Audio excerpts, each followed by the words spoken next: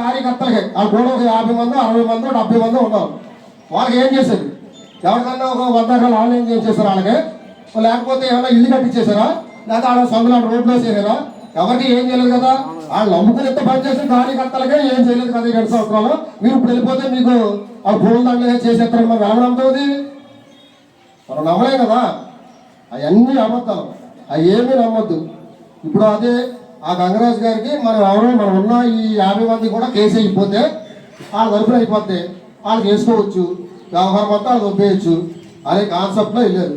ఆయనకేమో మన వైఎస్ఆర్ పార్టీ ఉందనుకో సీన్ కావాలి, మారిపోయింది కదా, ఇప్పుడు వేరే వాళ్ళు కావాలి. మళ్ళీ 2వ సంవత్సరంలో పార్టీ మారిపోమని మళ్ళీ వీళ్ళకి కావాలి.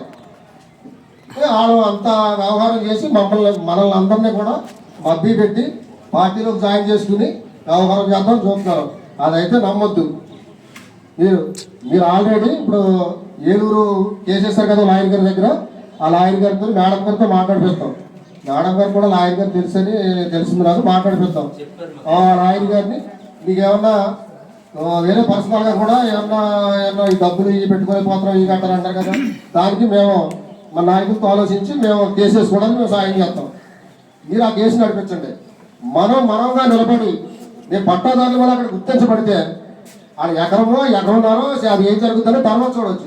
అసలు మాకు ఏమీ లేదని వాళ్ళ దగ్గర కూర్చుంటే వాళ్ళ 25 సెంట్లతో వల్ల తీసుకోవాలి. రెండోది అసలు పార్టీకి కండవాలు వేసుకోవడానికి మన ల్యాండ్ సీలింగ్కి అసలు ఎటువంటి సంబంధం లేదు. మనం దగ్గర నేను చిన్నప్పటి కాడి నుంచి కూడా కష్టపడుతున్నాను.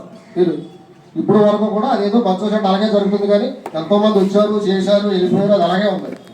ఇప్పుడు ఏదో చెప్పేసి గంటలో పట్టాలు ఇచ్చేస్తారంటే జరిగేది కాదు.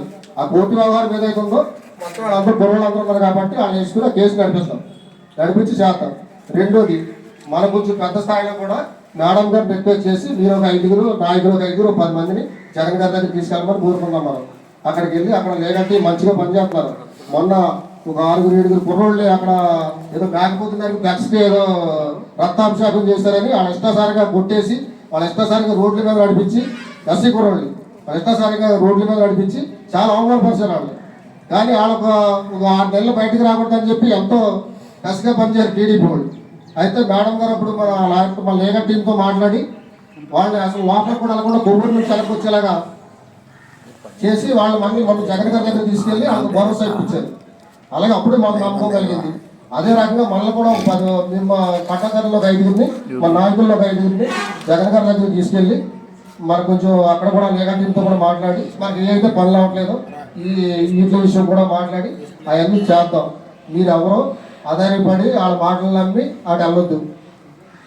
మేమందరం మన నాయకులందరూ కూడా మీరు మనకు సపోర్ట్ చేస్తారు.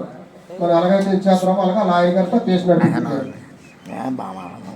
అలాగే మీ అందరూ ఆలోచించుకుని దయచేసి వాళ్ళ మాటలు నమ్మి వేరే పార్టీ వ్యవహారాలు చేయొద్దని మనస్ఫూర్తిగా కోరుకుంటున్నాను.